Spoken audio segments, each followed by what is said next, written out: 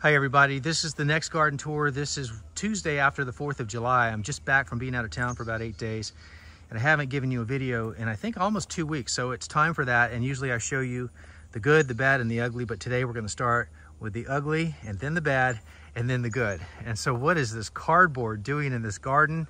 Well, it is protecting some ripening tomatoes from Sunscald, since that cardboard is shielding the direct rays of the sun that would otherwise scald those tomatoes right there. And this is from a favorite variety, Captain Lucky from Craig LaHoulier, and I love it. And I don't want to ruin these because Sunscald will do that.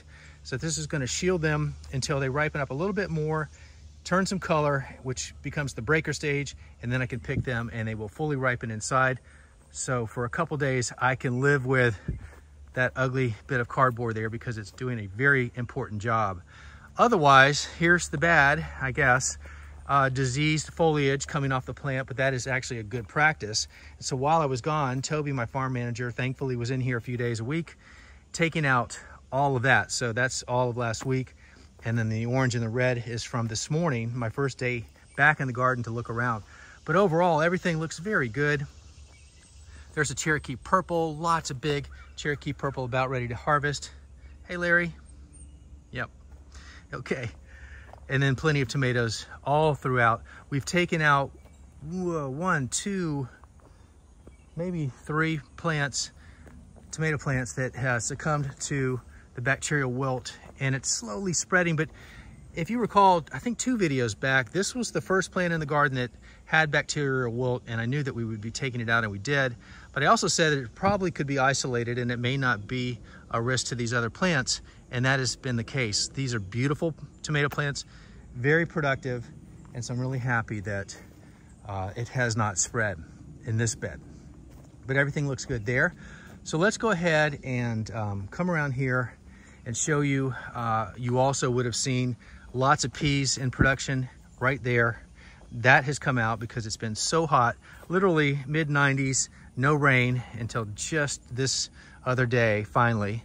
But everything is still doing well, and I attribute a lot of that to the quality of the soil, acting like a sponge to hold whatever water does make it into the garden bed and yet drain enough when it's needed.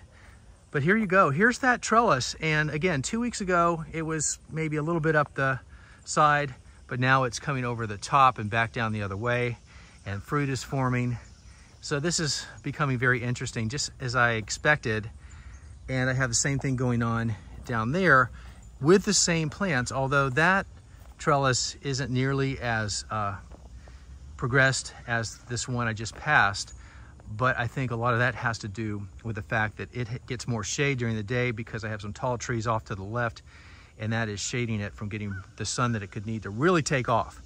We've had a really great bean harvest, so in these beds where I had my peas, I'm going to put in a few more rows of bush beans right in this area right here, which is a perfect crop as a legume. It's going to provide some nitrogen into the soil, and it's not going to get in the way of these plants here.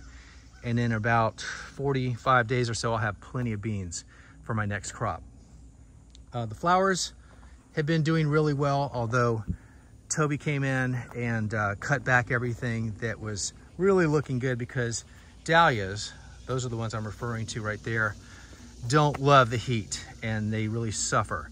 So we've cut everything back and we're getting some new sprouts coming up just now. And then August, September, we'll have another flush of really beautiful dahlias. Speaking of beautiful, Sunflower Steve sent me some really cool varieties of his latest editions.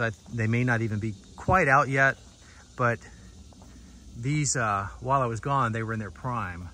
But just look at how gorgeous they are. And the bees are loving it too. So that's been fun to put into these beds. We like to mix it up. And Larry likes hanging out in the shade. Right, Larry?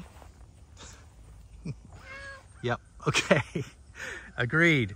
And more dahlias we interplant just for fun, and certainly for attracting pollinators and other beneficial insects.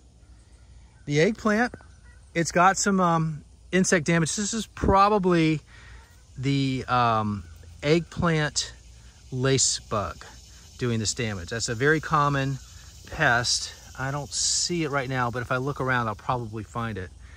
And I don't know that I'm gonna still do anything here because the plants are doing fine. They're producing fruit. We've had lots of eggplant already harvested. As you can see, there's some there. So I'll watch it and I'll think about what I'm gonna do. I try to not do anything and just let the beneficial insects come in and take over. And usually they do, which is why I'm a little bit hesitant to even tell you that I'm gonna do anything, because I probably won't. The cherry tomatoes, I will say, generally compared to the indeterminate full-size tomatoes, the the cherry tomatoes really do the best overall as far as productivity and in spite of disease. And usually I find that they just don't get as much, with the exception of Sungold. As I mentioned before, it tends to drive me crazy, and yet my Sungolds are still doing great. There it is right there. Even though I've cut out a lot of foliage, so productive, more tomatoes from those plants than we can eat. So today I'll be harvesting a bunch in addition to the massive harvest that we've already had of giant tomatoes. Here's Cherokee Purple. You can see how big and beautiful they are. And clearly later this week, I'll be picking those at the breaker stage. Black Krim, my favorite variety. So all is well. You know, all things considered, this garden is still very, very productive. And here we are coming in mid-July, which is a time where everything really starts to decline here in Georgia with the heat and the humidity. And we've had both. So overall, I'm very happy. And this is no surprise here with some of the damage that we've had. But you just stay on top of it and kind of a race to the finish, as I like to think of it, and get what you can. And by the time that happens, I'm pretty much over tomatoes for the year. So there you have it for today. And as always, I'll bring you back next week and give you an update. See you later.